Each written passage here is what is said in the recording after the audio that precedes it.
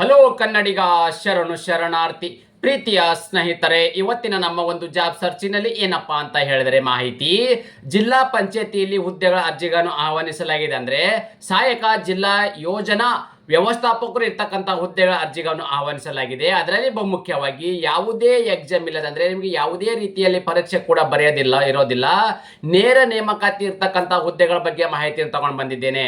ಅಂದ್ರೆ ಈ ಒಂದು ಅರ್ಜಿ ಸಲ್ಲಿಕೆ ದಿನಾಂಕ ಯಾವಾಗ ಇರಲಿದೆ, ವಯೋಮಿತಿ, ವೇತನ ಮತ್ತು ಅದರಲ್ಲಿ ಪುರುಷ ಮತ್ತು ಮಹಿಳಾ ಅಭ್ಯರ್ಥಿಗಳು ಕೂಡ ಅರ್ಜಿ ಸಲ್ಲಿಸಬಹುದಾಗಿದೆ. ಇದರ ಇನ್ ಡೀಟೇಲ್ಸ್ ಆಗಿ ನಾನು ನಮಗೆ ಈ ನೋಟಿಫಿಕೇಶನ್ ಬಗ್ಗೆ, ಫುಲ್ ನೋಟಿಫಿಕೇಶನ್ ಬಗ್ಗೆ ಈ ವಿಡಿಯೋದಲ್ಲಿ ತಿಳಿಸ್ಕೊಡ್ತೇನೆ. ಈ ವಿಡಿಯೋನ ಸ್ಕಿಪ್ ಮಾಡದೆ ಕೊನೆ ತನಕ ನೋಡಿ.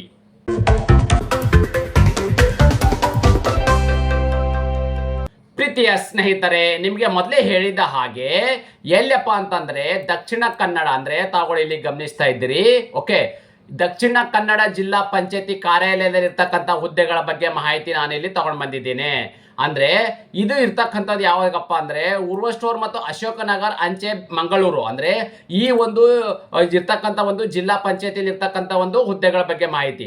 ಹಾಗಾದರೆ ತಾವುಗಳು ಇಲ್ಲಿ ಗಮನಿಸಬಹುದಾಗಿದೆ, ಗ್ರಾಮೀಣಾಭಿವೃದ್ಧಿ ಮತ್ತು ಪಂಚಾಯತ್ ರಾಜ್ ಇಲಾಖೆಯ ಈ ಆಡಳಿತ ಮತ್ತು ಈ ತರ ತಂತ್ರಾಂಶಗಳ ಅನುಷ್ಠಾನಗೊಳಿಸಲು ದಕ್ಷಿಣ ಕನ್ನಡ ಜಿಲ್ಲಾ ಪಂಚಾಯತಿಯಲ್ಲಿ ಗುತ್ತಿಗೆ ಆಧಾರದ ಮೇಲೆ ಈ ಪಂಚಾಯತಿ ಯೋಜನೆ ಅಡಿ ಈ ಕೆಳಗಂಡ ಹುದ್ದೆಗೆ ನೇಮಕಾತಿ ಅರ್ಜಿಗಳನ್ನು ಆಹ್ವಾನಿಸಲಾಗಿದೆ. ನೋಡಿ, ಈ ಎಲ್ಲವೂ ಏನು ಹುದ್ದೆ ಇದೆ, ಈ ಹುದ್ದೆ ಕೂಡ ಗುತ್ತಿಗೆ ಆಧಾರದ ಮೇಲೆ ಹುದ್ದೆಗಳ ಅರ್ಜಿಗಳನ್ನು ಆಹ್ವಾನಿಸಲಾಗಿದೆ. ಯಾವುದಿದು ಕಾಂಟ್ರಾಕ್ಟ್ ಬೇಸಿಸ್ ಇರ್ತಕ್ಕಂಥ ಹುದ್ದೆಗಳಾಗಿದ್ದು, ಹಾಗಾದರೆ ಯಾವೆಲ್ಲ ಹುದ್ದೆಗಳು ಕರೆದರೆ ಇನ್ ಡೀಟೇಲ್ಸ್ ಆಗಿ ನಾವು ನೋಡ್ತಾ ಹೋಗೋಣ ಬನ್ನಿ. ಮೊದಲನೇದಾಗಿ ತಾವು ಗಮನಿಸಬಹುದಾಗಿದೆ, ಇಲ್ಲಿ ಕ್ರಮ ಸಂಖ್ಯೆ ಇರ್ತಕ್ಕಂಥದ್ದು, ಹುದ್ದೆ ಹೆಸರು ಇರ್ತಕ್ಕಂಥದ್ದು, ಇವರಿಗಿರ್ತಕ್ಕಂಥ ಹುದ್ದೆಗಳ ಬಗ್ಗೆ ನಾನು ನಿಮಗೆ ಇಲ್ಲಿ ಮಾಹಿತಿ ಒಂದೊಂದು ಸೀಕ್ವೆನ್ಸ್ ಹೇಳ್ತಾ ಹೋಗ್ತೀನಿ, ಗಮನಿಸಿ.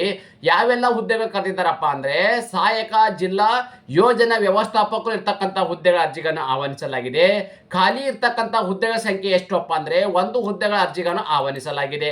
ಯಾವೆಲ್ಲ ಒಂದು ಶೈಕ್ಷಣಿಕ ಅರ್ಹತೆಯನ್ನು ಹೊಂದಿರತಕ್ಕಂಥ ಅಭ್ಯರ್ಥಿಗಳು ಈ ಹುದ್ದೆಗೆ ಅರ್ಜಿ ಸಲ್ಲಿಸಬಹುದು ಅಂತ ನಾವಿಲ್ಲಿ ಮಾಹಿತಿ ನೋಡೋದಾದ್ರೆ ತಾವುಗಳಲ್ಲಿ ಗಮನಿಸಬಹುದಾಗಿದೆ. ನೋಡಿ, ಓಕೆ, ಏನಂದ್ರೆ BE ಆಗಿರ್ತಕ್ಕಂಥದ್ದು, ಕಂಪ್ಯೂಟರ್ ಸೈನ್ಸ್ ಇರ್ತಕ್ಕಂಥದ್ದು, ಅದೇ ರೀತಿ ಇಲ್ಲಿ ಎಲೆಕ್ಟ್ರಾನಿಕ್ಸ್ ಅಂಡ್ ಕಮ್ಯುನಿಕೇಶನ್ ಇರ್ತಕ್ಕಂಥದ್ದು, IS ಆಗಿರ್ತಕ್ಕಂಥದ್ದು, MCA ಮತ್ತು BCA ಅಂದ್ರೆ ಈ ತರದ ಒಂದು ಕ್ವಾಲಿಫಿಕೇಶನ್ ಆಗಿರ್ತಕ್ಕಂಥ ಅಭ್ಯರ್ಥಿಗಳು ಹುದ್ದೆಗೆ ಅರ್ಜಿ ಸಲ್ಲಿಸಬಹುದಾಗಿದೆ.